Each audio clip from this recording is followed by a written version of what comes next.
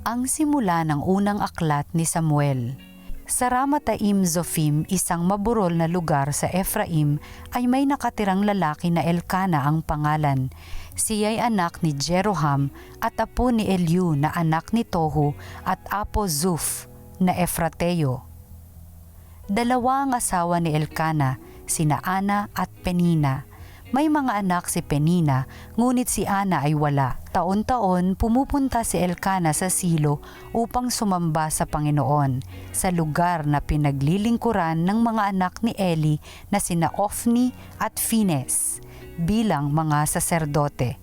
Tuwing maghahandog si Elkana, binibigyan niya ng tig-iisang bahagi si Penina at ang mga anak nito. Ngunit kay Ana, bagamat mahal niya, ay isang bahagi lamang ng handog ang ibinibigay niya sapagkat wala itong anak. Dahil dito, lagi siyang tinutuya ng karibal niyang si Penina. Ito'y ginagawa ni Penina taon-taon, tuwing pupunta sila sa bahay ng Panginoon. Labis naman itong dinaramdam ni Ana, anupat naiiyak siya at hindi makakain. Kaya't nilalapitan siya ni Elkana at tinatanong, "Ana, bakit umiiyak ka na naman? Ayaw mong kumain. Bakit ka ba ganyan? Mahalaga pa ba sa iyo ang 10 anak kaysa akin?" Ang salita ng Diyos. Salamat sa Diyos.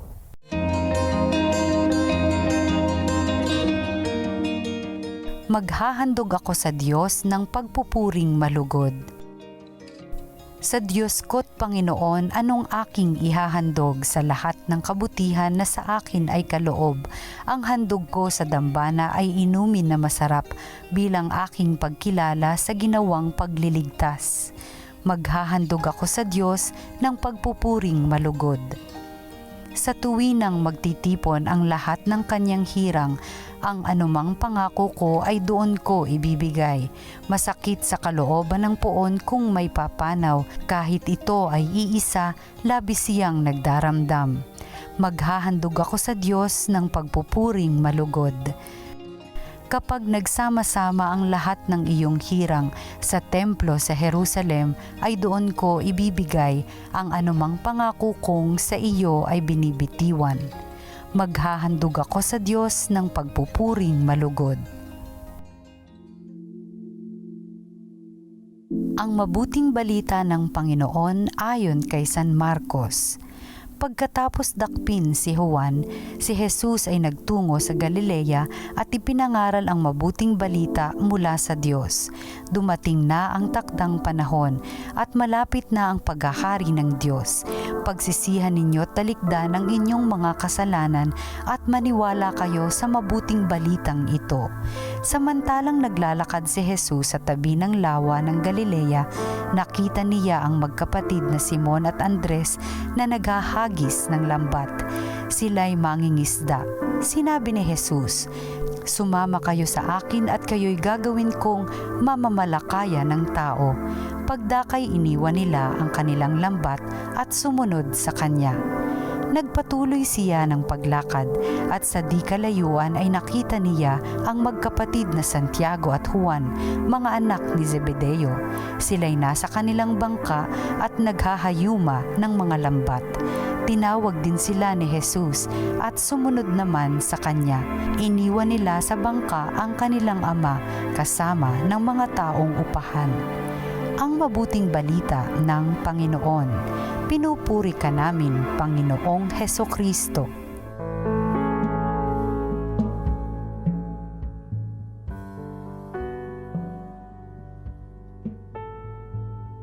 Isang pinagpalang Lunes po sa ating lahat. Ngayong araw pong ito, ika-10 ng Enero. Ngayong araw po ang unang araw na po ng panahon o karaniwang panahon po sa ating liturgical year. Kung mapapansin ninyo, ang mga pari po balik sa kulay berde. Noong mga nakaraang linggo, no, yung Christmas season, tayo po ay naka-color white. Ngayon po ay back to color green. Kung kaya pangkaraniwang panahon. At sa ating ebanghelyo, ang Panginoon ang kanyang ginagawa, yung kanyang pangkaraniwang ginagawa din ang pagpapahayag ng mabuting balita. Parang ito po ay similar to what we heard last Monday, kung saan si Jesus po nagsimula rin ng kanyang pagpapangaral, ng kanyang ministeryo. Yun po ay mula sa ebanghelyo ni San Mateo.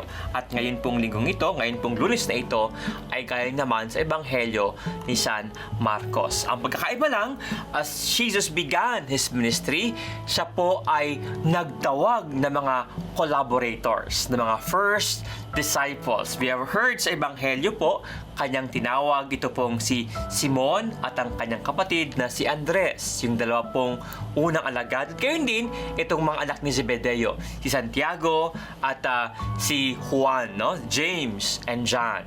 They were the first disciples of Jesus. They were so busy, no? Mga mayangisda po sila. Abalang-abala sa kailang ginagawa. Paglilinis po ng lambat, no? Paghahanda para po sa kailang payangisda. But when Jesus came and sabi sa kanila, "Hali kayo, sumunod kayo sa akin at gagawin ko kayong mamalakaya ng mga tao. I will make you fishers of man." And it started the adventure when they responded. When they followed Jesus, when they left everything behind, they started a great adventure. Doon po nagsimula, no? They have seen, they have witnessed yung mga himalang ginagawa ni Jesus. Maraming taong pinagaling. Yung mga sakit na dati, hindi mo ma-imagine kayang pagalingin, napagaling ni Jesus sa kanya lamang salita. No? Yung mga tao, nakita nila, napakain, no? Libo-libong tao napakain ni Jesus, no? Yung mga sama-samang espiritu napalayas ni Jesus with just His words when He would say, "Umalis kayo, lumayas kayo." At yung mga inspiring stories and experience with Jesus, they have all experienced. And they became part kung paano po si Jesus ay sumikat ng husto. Sila rin po ay nakilala. Katunayan, they came to be known mga alagad ni Jesus, no? They also became in a way famous, no? As I've said, it was the adventure of their life, no? Pero kung paano po they experience the highs, yun pong mga masayang karanasan kasama si Jesus, naging bahagi din po sila ng mga nakakalungkot, yung mga may hirap na karanasan ni Jesus. Kung paano po siya ay pinagtaksilan, hinuli, pinahirapan, at napatay. They witnessed it, no? And they felt bad, they felt sad. Pero sa huli, when Jesus rose again, at sila pong lahat ay sinugo, and they were assured na totoo ang lahat ng sinabi ni Jesus sa kanila, at ipangaral ang mabuting balita as evidence of His resurrection. Kung paano po si Jesus ay muling nabuhay, napatunayan niya, totoo, tama ang lahat ng kanyang sinabi. Kung kaya ang mga alagad kanyang inatasan, ipahayag ang lahat ng kanilang narinig at nakita kay Jesus. It was the adventure of the life. And we all know, hindi po natapos yun, no? When they went to their own respective missions, no? Yung mga lugar where they were sent by the Lord, where they were guided by the Holy Spirit, sila po doon na naging mga banal, mga santo. And we all know what happened next. They all became part of God's kingdom. Katunayan, ang sinasabi, sila po ang pillars of the church, and their names were written in heaven.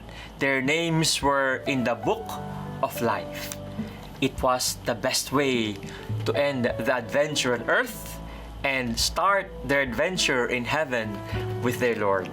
Mga minamahal na kapatid, yung kayang buhay, yung ito pong buhay ng mga alagad, it was a very adventurous, meaningful, sabi nga, walang dull moment sa kanila, no? May ups, may downs, may joys, may pains, may sorrows, pero I'm sure, ramdam na ramdam nilang buhay na buhay sila.